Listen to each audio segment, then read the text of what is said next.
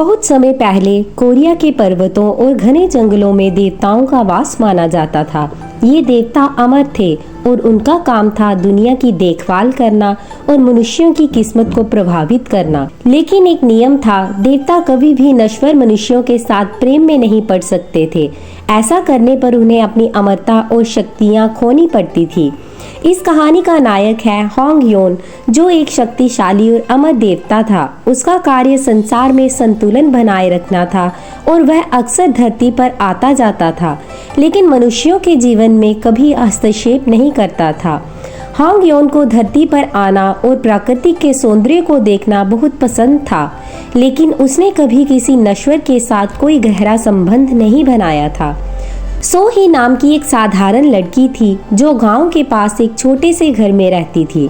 उसकी जिंदगी साधारण थी, लेकिन उसका दिल बहुत कोमल और दयालु था। सो ही अक्सर अकेले जंगलों में जाती थी, जहां वह फूल चुनती और नदी के किनारे बैठकर गीत गाती थी। उसका जीवन शांत था, लेकिन वह हमेशा किसी अनजानी उम्मीद में जीती थी, जैसे उसे किसी विशेष व्यक्ति का इंतजार हो। एक दिन जब होंग योन धरती पर एक सुंदर झील के किनारे बैठा था, उसने अचानक एक मधुर आवाज सुनी जो सो ही की थी, जो पास के जंगलों में गीत गा रही थी।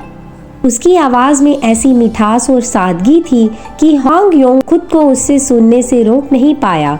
वह उसकी ओर खींचता चला गया और पेड़ों के पीछे से उसे देखने लगा।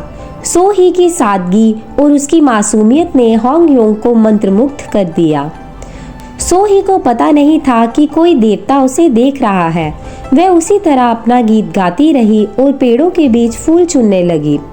अचानक सो ही का पैर फिसला और वह गिरने वाली थी कि होंग योन ने बिना सोचे समझे अपनी शक्ति का उपयोग किया और उसे गिरने से बचा लिया।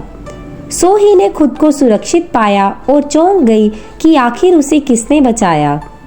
उसने चारों ओर देखा, लेकिन कोई नजर नहीं आया। होंग योन, जो अब छिप नहीं सकता था, सो ही के सामने आया। सो ही ने उसे एक साधारण इंसान समझा और धन्यवाद कहा। होंग योन ने अपने देवत्व को छिपाते हुए उसे बताया कि वह एक यात्री है और जंगलों में शांति की तलाश में आया है।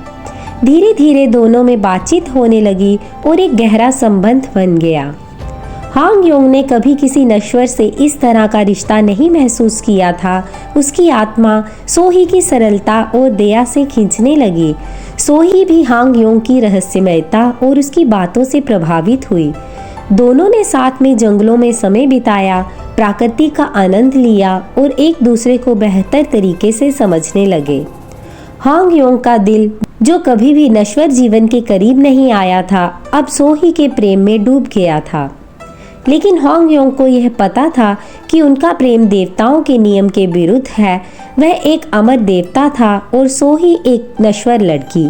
वह जानता था कि अगर देवताओं को इस प्रेम के बारे में पता चला तो उसे सजा भुगतनी पड़ेगी और अपनी शक्तियों को खोना पड़ेगा। फिर भी वह सो ही से दूर नहीं रह सकता था। उनका प्रेम धीरे धीरे गहराता गया और दोनों एक दूसरे के बिना जीवन की कल्पना नहीं कर सकते थे।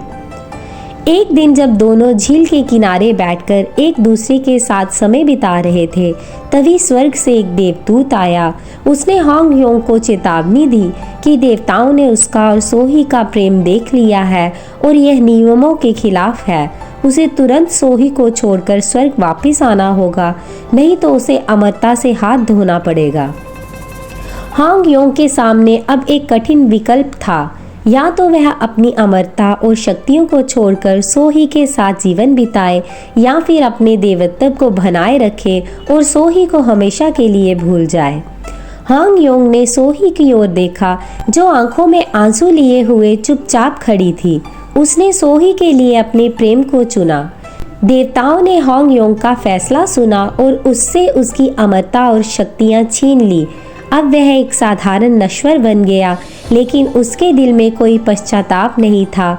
उसने सो ही के साथ एक साधारण जीवन जीने का फैसला किया, जिसमें कोई जादू या अमरता नहीं थी, सिर्फ सच्चा प्रेम था।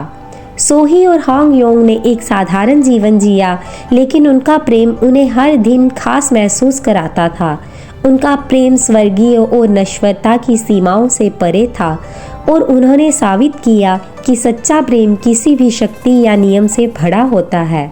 वर्षों बाद जब उनकी मृत्यु का समय आया, वे एक साथ अंतिम सांस लेकर स्वर्ग में मिल गए, जहां उनका प्रेम अमर हो गया।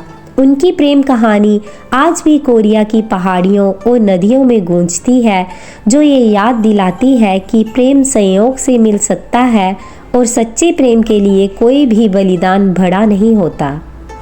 आपको हमारी ये कहानी कैसी लगी, हमें कमेंट करके ज़रूर बताएं।